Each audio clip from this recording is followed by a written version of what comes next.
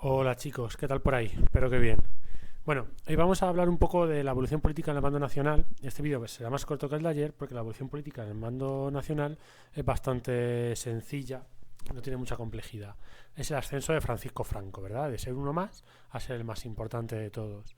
Esto es un hecho muy curioso porque, bueno, luego Franco va a protagonizar una dictadura tan larga que se piensa un poco a veces que fue el líder supremo de, de la sublevación y Franco simplemente era uno más, un primus inter pares.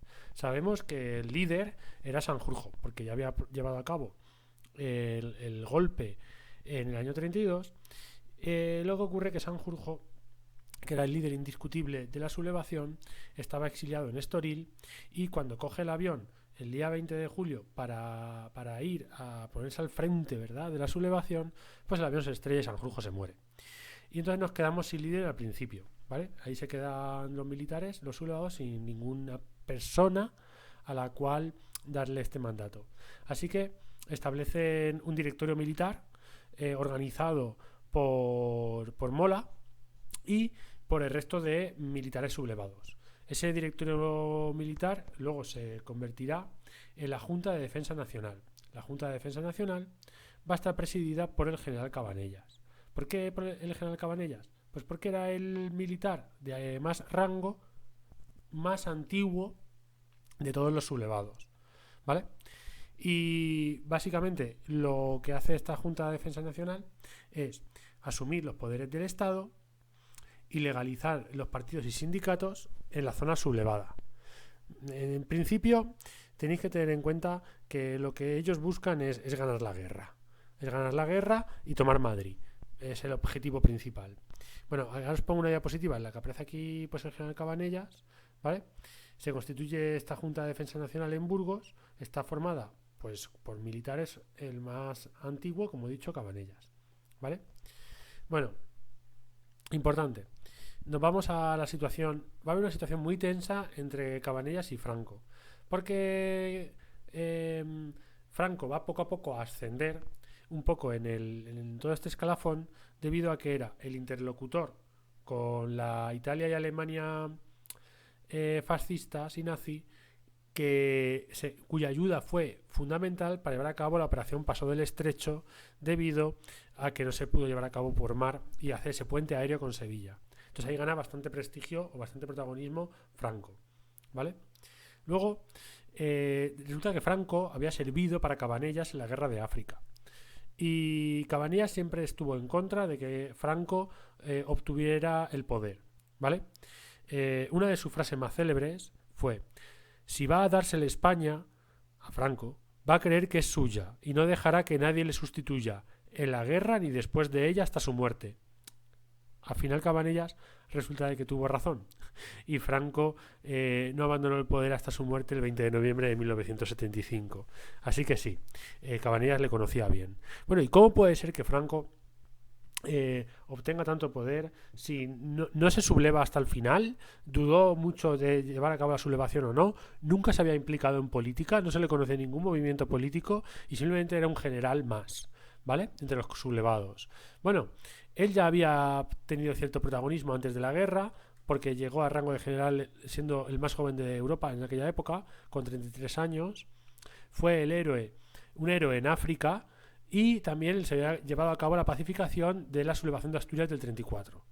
Pero lo más importante fue el caso de que cuando se lleva a cabo en Salamanca la primera reunión de la Junta de Defensa Nacional, que fue el 21 de septiembre del 36, nos encontramos con que Mola está bloqueado y no puede tomar Madrid, ¿vale? Porque él sabíais que atacaba desde Pamplona. Y Franco está a menos de 100 kilómetros de Madrid. Entonces, como piensan que Madrid va a caer rápidamente, deciden dar a él el mando supremo del ejército, ¿vale? Entonces, le dan el poder militar, pero no le dan el poder político. Y piensan que Franco, con ese poder militar, en pocos días, en pocas semanas, va a tomar Madrid. Pero Franco decide no tomar Madrid y desviarse hacia el Alcázar de Toledo. Allí libera el Alcázar, ya lo hemos contado en los vídeos anteriores, libera al general Moscardo, la prensa lo ensalza muchísimo y se convierte en un héroe. ¿Vale? La liberación del Alcázar de Toledo le convierte en un héroe. Y cuando llega la segunda reunión de la Junta de Defensa Nacional, que fue una semana después, el 28 de septiembre del 36, ahí deciden darle también el poder político y lo nombran generalísimo de los ejércitos y además jefe del gobierno del Estado español mientras dure la guerra. Lo del mientras dure la guerra ha dado para toda una película, ¿verdad?, de Amenábar, que se ha estrenado este año, y fue la coletilla que Cabanellas quiso poner porque él pensaba que Franco se iba a imponer en el poder para siempre, como hemos dicho antes. Al final, en la transcripción que se hace, el acta que se hace de esa reunión, desaparece misteriosamente el mientras dure la guerra, y como eso ya no apareció y se le nombró generalísimo de los ejércitos y jefe del gobierno español, estuvo sin fecha final. Así que estuvo hasta, como sabéis, 1975. ¿Vale? Cabanellas, ¿qué proponía? Pues Cabanellas proponía crear una junta de 3 generales, una especie de triunvirato, ¿verdad?, recordando, si queréis, la historia de Roma, para que hubiera control entre ellos mientras dure la guerra. Pero otros, como por ejemplo Quindelán y sobre todo Millán Astray, apostaban por el mando único. Así que al final la teoría de Cabanellas no se llevó a cabo y se nombró a Franco como jefe del Estado y generalísimo de los ejércitos. Cabanellas al final murió en un puesto sin importancia en 1938 y ni siquiera vio cómo acabó la guerra. ¿Y por qué no mola? Pues mola que parecía que como era el director del golpe podía ser el líder. Mola también, sabéis que también muere durante la guerra, pero él antes digamos que renunció a sus derechos a ser elegido jefe del Estado porque no tenía tan alta graduación como los demás, era solamente general de brigada. Luego de todas maneras también murió en la batalla del norte, así que misteriosamente van muriendo todos y desapareciendo todos los que le pueden hacer frente. Así que una vez que Franco tiene el poder, lleva a cabo una serie de decisiones. Tenéis que tener en cuenta que Franco no sabía nada de política ni le interesaba la política, pero su cuñado, Ramón Serrano Suñer, sí había sido un miembro muy distinguido de la CEDA. Y él el que, imitando el sistema político, sobre todo el italiano, fascistiza, ¿vale?, copia el sistema fascista italiano creando ese partido único. El problema del partido único es que en España tenemos varios partidos que se fusionan, ¿vale? Va a ser la falange española tradicionalista y de las Jons. Aquí tenemos a los falangistas, a los carlistas y todos los demás que apoyaran el golpe. Pero los falangistas y los carlistas no se llevaban nada bien. De hecho, una parte de la falange, sabéis que José Antonio está prisionero en Alicante y de allí no saldrá. Una parte de la falange nombra a Manuel Edilla como jefe de la falange y está en contra del decreto de unificación. Al final Franco lleva a cabo el decreto de unificación, apresa a Manuel Edilla, jefe de la falange, y lo condena a muerte. Lo que pasa es que al final intervienen entre él, sobre todo la esposa de José Antonio, primo de Rivera, y al final no lo ejecuta y lo mete en prisión durante 4 años. Después de la guerra ya no ocupó ningún puesto de responsabilidad, vamos, lo anula. Algo muy habitual en la historia de España, que Franco anulara a todo aquel que le causara algún tipo de peligro. Bueno, pues una vez ha formado el partido único, él sitúa la capital de España pues en Burgos, y también hay que destacar una pastoral que llevó a cabo el obispo de Salamanca diciendo que la guerra iba a ser una cruzada por la religión, la patria y la civilización. ¿Vale? Pues un poco también posicionando las ideas, la Iglesia como institución y las ideas de mando único, religión, patria y civilización, que serían los objetivos. Bueno, más cosas.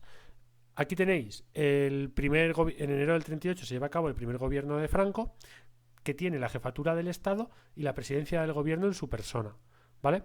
Esto es un poco el proceso por el cual Franco pasa de ser uno más a ser una figura que lleva a cabo todo este auge, ¿verdad? Luego llevó a cabo una serie de leyes. La primera y más importante, que luego formará parte de lo que se llamaron las leyes fundamentales, fue el fuero de trabajo. Aquí crea un sindicato vertical en el que patronos y obreros están encuadrados en la misma organización, algo que nos recuerda al sindicato vertical de Miguel Primo de Rivera. Y todo lo que fueran huelgas o reivindicaciones obreras pasarían a considerarse actos subversivos y por tanto actos de guerras y por tanto atentar contra el orden establecido y acarreaban obviamente la pena de muerte.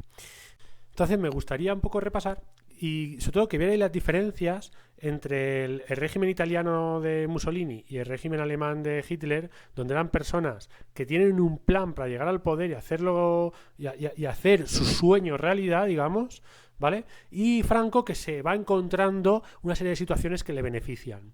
También porque Franco fue una persona bastante lista, bastante aguda a la hora de moverse en las cloacas del poder. Veréis, él básicamente no apoya la sublevación porque sabe que la sublevación le puede costar la vida, pero la apoya cuando ve que vas a ir adelante. Y luego, poco a poco, se va granjeando la ayuda de ciertos sectores. Primero, que como no era 100% republicano, tenía el favor de los monárquicos. Después, que no había dicho nada en contra de la falange, también el favor de la falange. Después también, que había organizado la ayuda italiana y alemana, perfecto. Por último, el movimiento astuto del Alcázar de Toledo, que le permite convertirse en una especie de héroe, de la figura que más suena entre todas. Y luego también la suerte de que muchos de sus posibles contrincantes fueron falleciendo a lo largo de la guerra. Entonces, es un ascenso, no vamos a decir que fue simplemente suerte. Hay una mezcla entre suerte, pero también el saber moverse en cada momento y no decantarse por nadie, y cuando vas a llevar a cabo un movimiento, que sea un movimiento al final y con todas hacia adelante. Ese es un poco más bien el carácter o el carisma de esta persona. Por lo demás, las leyes que llevaron a cabo Franco, pues eso, ley de control de prensa, acabar con toda la normativa de la República, cementerios, matrimonio, divorcio, enseñanza, etcétera, y la ley de responsabilidades políticas, tal vez la más importante de este momento, febrero del 39, todos los republicanos eran acusados de rebelión militar, con lo cual podían ser ajusticiados, fusilados y encarcelados, y por tanto es la situación de partida para la represión brutal que va a llevar a cabo y la venganza.